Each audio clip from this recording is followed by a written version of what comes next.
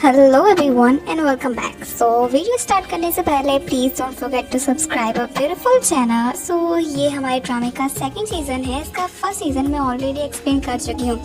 सो उसका लिंक आपको description box और कमेंट बॉक्स दोनों में ही मिल जाएगा। बट अगर आप फिर भी उसे स्किप करना चाहते हैं सो स्किप कर सकते हैं।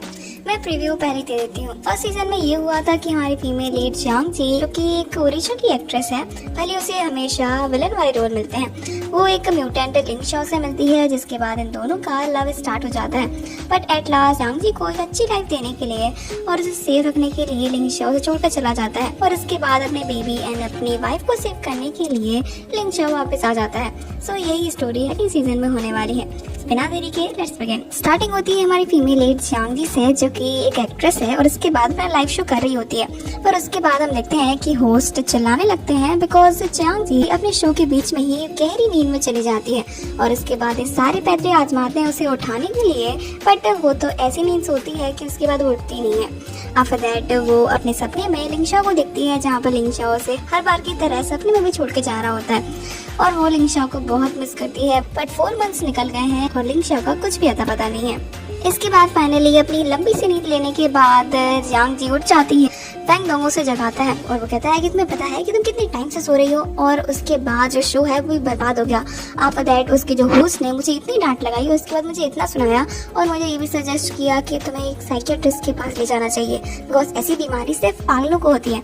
यहाँ पे जांग जी उस पर गुस्सा होती है और कहती है कि देखो मैं तुम्हारा मुंह तोड़ दूंगी, ये बेकार की बातें करना बंद करो। उसके बाद यहाँ पर वो फ्लावर्स का बुकेट देखती है, जो कि उसे कई महीनों से कोई भेज रहा था।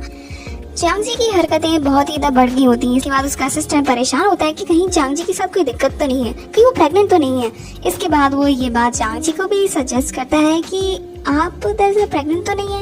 यहाँ पे जांग जी कहती है तुम्हारा दिमाग खराब है क्या, मेरी टमी देखो, अभी 4 मंथ्स हो चुके हैं, और अगर ऐसा कुछ होता तो मुझे पता चल जाता। यहाँ पे फैंग दोंग कहता है कि दरअसल लिंग शाओ एक नॉर्मल ह्यूमन नहीं है, तो उसका बेबी भी नॉर्मल नहीं होगा। तो जांग जी उससे किक करती है और कहती है ज्यादा दिमाग चलाना बंद कर दो, और आज के बाद मेरे सामने टॉपिक भी आया ना तो तुम्हारा तो सच में मुंह खराब हो जाएगा। इसके बाद वो खाना खाकर हमेशा की तरह घोड़े बेच के सो जाती है, और वो घंटों तक सोती रहती है। यहाँ पर हम लिंग शाओ को देखते हैं, जो कि जांग जी को देख रहा होता है, जबकि वो तो उसे छोड़कर चला गया था। अब उसका वापस आना कैसे हुआ। इसके बाद जांग जी अपनी साइकियाट्रिस्ट से मिलती है, जो कि एक डॉक्टर भी है। इसके बाद उसका टेस्ट लेते हैं, जिसमें जांग जी काफी नॉर्मल थी।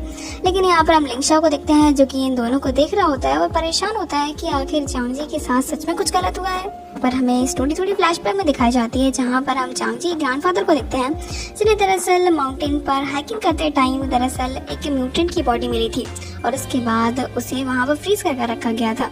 लेकिन जैसे ही उन्होंने वहाँ पर आग जलाई तो उसके बाद वो म्यूटेंट जिंदा हो गया। फिर दैट जांग जी के ग्रैंडफादर ने उनकी हेल्प की, और उसके बाद प्रेजेंट टाइम में वो जांग जी के अंकल हैं, जो कि अभी उनके साथ ही रह रहे हैं, और वो दरअसल ग्रैंडफादर को जांग जी को अपनी फैमिली समझते हैं। आफ्टर दैट ड्रामे में हमारे सेकंड मेन लीड की एंट्री होती है। इसका नाम है यून, जो कि लिंग शाओ की तरह ही म्यूटेंट है, उसके पास भी सुपर पावर्स हैं, और वही इतनी मन से जांग जी को वो फ्लावर्स भेज रहा था। इसके बाद जांग जी उस पर गुस्सा होती है और कहती है कि देखो मुझ पर डोरे डालना बंद कर दो, I am not interested at all. यहाँ पे यून उसे फ्लावर्स पकड़ाता है और कहता है कि लेकिन मैं तो इंटरेस्टेड हूँ।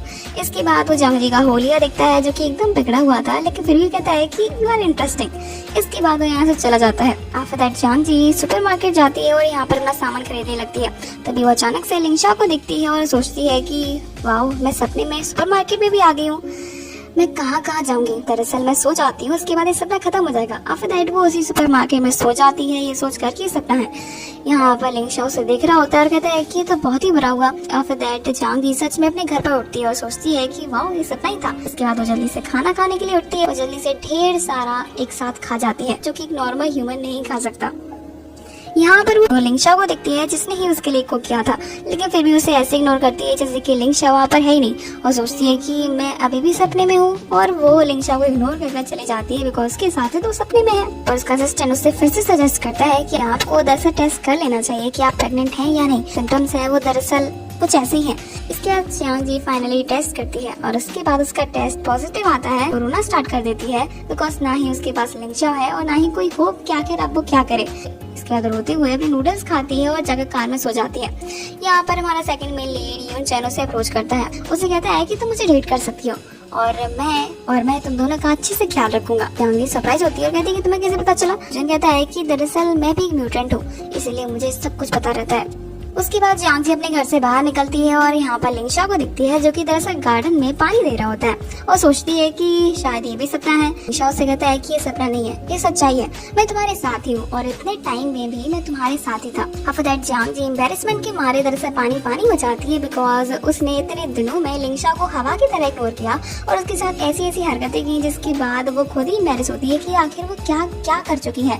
बिकॉज उसे लगता था कि शायद लिंगशा उसके सपने में है। इसके बाद उसे अपने से दूर जाने के लिए बोलती है। तो यूनजिन उससे कॉल करता है और उससे कहता है कि हनी, मैं तुम्हारा फ्यूचर बॉयफ्रेंड, तो तुम मुझसे मिलने के लिए दरअसल पार्टी में आने वाली हो क्या, और मुझे लिंगशा के बारे में तुम्हें एक बात बतानी है। इसके बाद लिंगशा का नाम सुनकर जियांग जी उससे मिलने के लिए चली जाती है और कहती है कि जल्दी से बताओ और बात यहीं पे खत्म करो। इसके बाद यूनजिन उसे बताता है लास्ट नाइट जब वो उसे घर छोड़ने के लिए गया था, तो यहाँ पर लिंगशा और उसके बीच में फाइट हुई थी और इन दोनों की काफी लंबी फाइट होती है और लिंगशा उसे हरा देता है। मतलब लिंगशा अभी भी तुम्हारे घर में है। यहाँ पर जियांग जी परेशान होती है और कहती है कि क्या, वो अभी भी मेरे घर में आता जाता रहता है, इट्स नॉट गुड। यहाँ पर जियांग इस बात से भी परेशान थे कि वो लिंगशा को कैसे बताया कि वो प्रेग्नेंट है। उन्होंने उस पर यकीन नहीं किया, या फिर उसका मजाक उड़ाया, या फिर कुछ और कह दिया, या फिर उसकी जिंदगी से दोबारा से चला गया। अब वो क्या करे।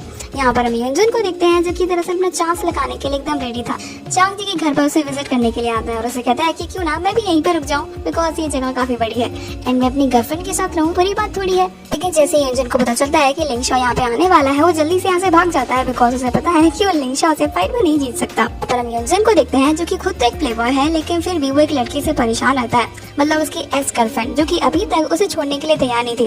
उसने सारे पैतरे आजमा लिए, बट वो अभी भी उसे छोड़ने के लिए तैयार नहीं है। इसके बाद वो जियांग जी की हेल्प लेता है, कि एक्स गर्लफ्रेंड से मिलती है, इसके सामने अपना एक्टिंग स्टाइल दिखाती है, उसे बताती है कि वो दरअसल प्रेग्नेंट है यूनजिन की बेबी के साथ, इसीलिए तुम उसे छोड़ दो, बिकॉज यूनजिन कभी भी तुम्हारा नहीं होने वाला। आफ्टर दैट वो दरअसल उसे बहुत ही ज्यादा अनॉय कर देती है और यूनजिन की एक्स गर्लफ्रेंड उसे उस टाइम के लिए छोड़कर तो चली जाती है। यहाँ पे यूनजिन उसके डर के मारे कपड़ में छुप कर बैठा हुआ था। तब यहाँ पर जियांग जी कहती है, तुम मेरे पीछे तो कबूतर की तरह घूमते हो, ये लड़की से तुम पीछा नहीं छुड़ा पाए। तब यहाँ पे यूनजिन कहता है कि ये कंडीशन बहुत ही ज्यादा क्रिटिकल है, बहुत ही ज्यादा हॉरिबल भी। इसके बाद बताता है कि पहले तो उसका रिलेशनशिप एकदम ठीक चला, लेकिन जब उसे इस रिलेशनशिप को खत्म करना था, उसने उसका पीछा छोड़ा ही नहीं। दरअसल हर लड़की को उससे ऐसे दूर करती थी कि तुम्हें जो भी अमाउंट चाहिए वो तुम्हें मिलेगी, बस तुम्हें यूनजिन से दूर रहना है। उसके बाद उसने मेरा जीना हराम कर दिया। जब वो देखता है, जो कि यूनजिन को विजिट करता है और उसे वार्न करता है कि जियांग से दूर रहे।